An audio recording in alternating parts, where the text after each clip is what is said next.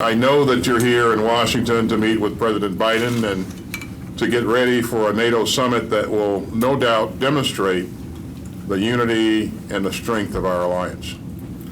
The President and I are both looking forward to attending.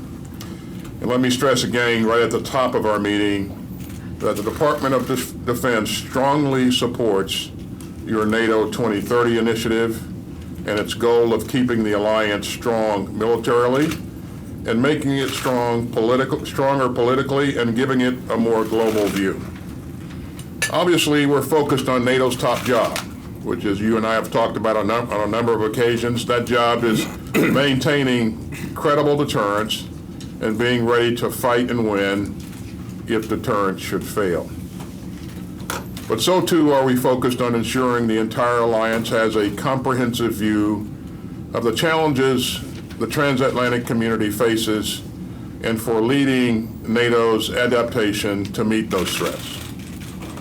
We can be proud of what we and all allies have done since 2014, and I expect the summit will chart a course for continued adaptation into the future.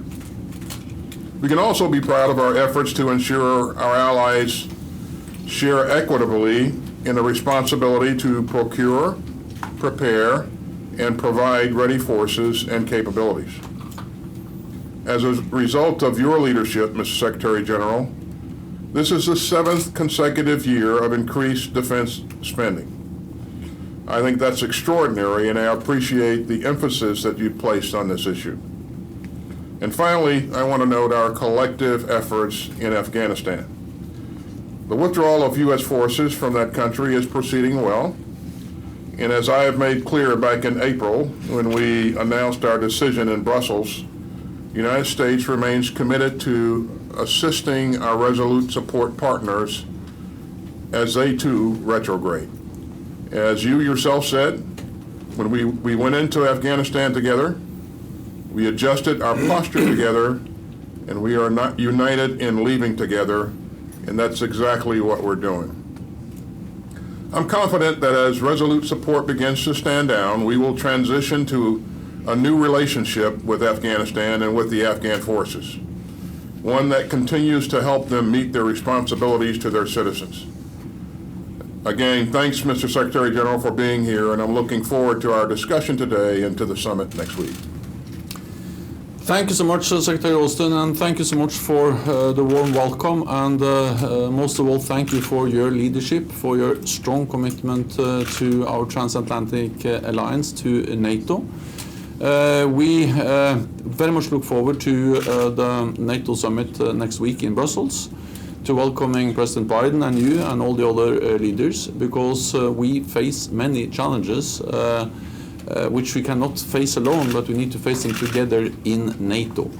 The global balance of power is shifting with the rise of China. We see Russia continue to be responsible for aggressive actions against NATO allies and our neighbors in cyberspace through hybrid means, and also the way they have used military force against Ukraine, Georgia, and other countries in the region. Then we, of course, also very much realize that we need to invest in our security to make sure that we continue to be able to deliver credible deterrence and defense in a more unpredictable and competitive world.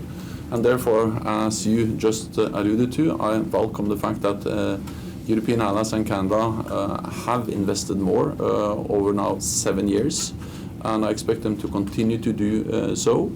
And one of the messages we are preparing for the NATO 2030 agenda is that we need to continue to invest, we need to continue to strengthen our deterrence and defense, but also to broaden our security agenda, to do more when it comes to resilience, technology, and also working with our partners.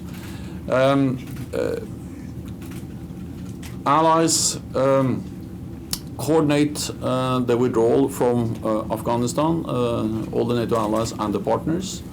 My message is that as we now end our military presence in Afghanistan, we will continue to provide support to the Afghans with our continued civilian presence in Afghanistan, with continued funding for the Afghan security forces, and also looking into the possibility of providing out-of-country training for Afghan forces, and of course also helping to maintain critical infrastructure such as the airport. So we need to stay coordinated, we need to work together with the partners as we now end our military presence in Afghanistan.